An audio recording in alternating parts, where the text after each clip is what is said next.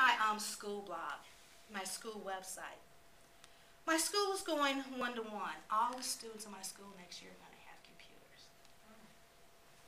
And that's going to be my website. Cool.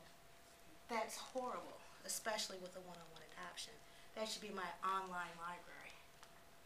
I tried all last year to get RSS feeds on the side and to get a blog in the center of it. Urban school systems don't like those sorts of things. They want to control the message. And that's just what our kids don't need. So,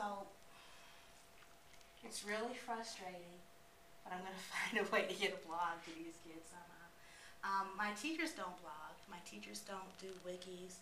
They don't, and if the teachers don't know these things and use these things, and this is the high school level, this is going to be at the university level also. If the educators don't know these things in their personal life, they're not going to use them in the classroom. And that's how you communicate. That's how you teach in the 21st century, because it's all about collaboration. It's not, how we're sitting up here, right now even, we could have a Twitter feed, you're going to be working on Twitter, a Twitter feed going and getting your inputs while we're presenting. It's more collaborative than this sort of presentation, and they're just not getting there with this. So it's hard work, and I'm sure that it'll get there at some point. Since I sell books, there's not enough time to read everything, so it was a good way. And the first thing that I had to do was kind of come up with the name. And I just wanted it to be light, I wanted it to be fun. But I also wanted to show, the name itself came easily. I just wanted a little bit of my melanin to show in the name, hence the Happy Nappy. But when I started, I knew when I started I wasn't going to do essentially all kids of color books, because I read everything. And I didn't want to limit myself, because a good book is a good book. I didn't want to have to do two separate, okay, here are my kids of color books, here are in my other blog with just regular books. Everything is good, So when I started initially,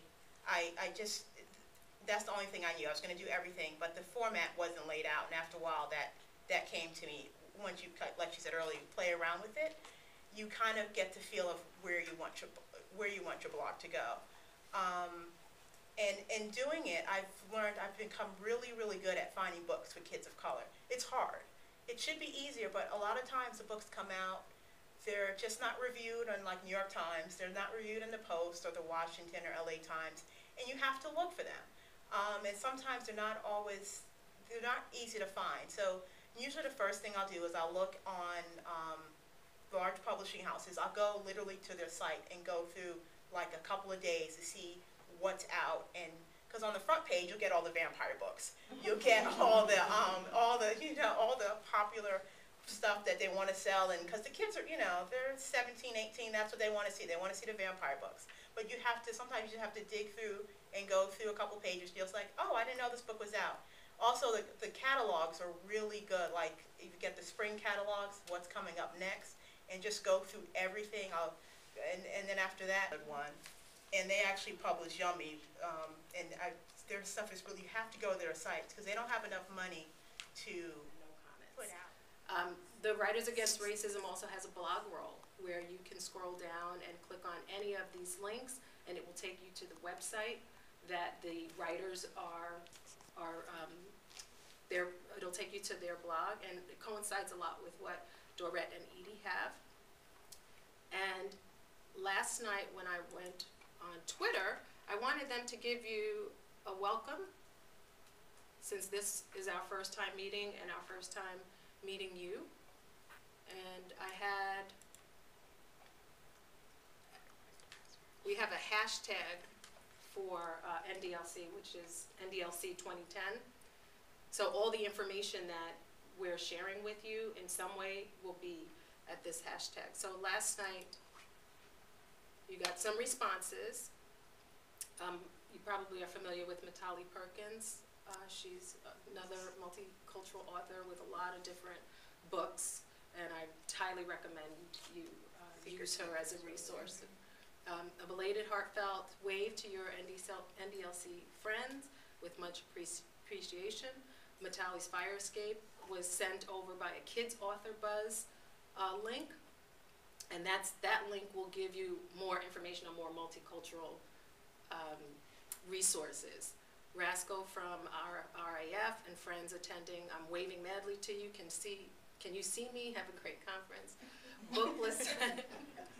Hi.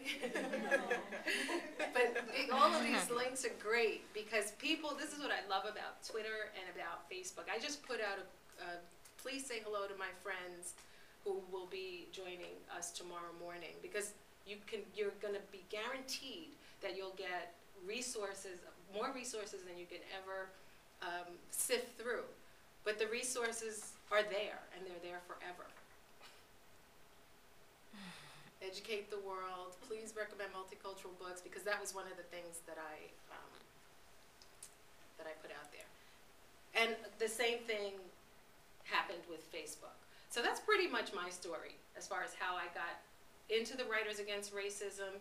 It was truly an effort I was awakened, and as I told Zetta in the past, I will never be asleep to this issue.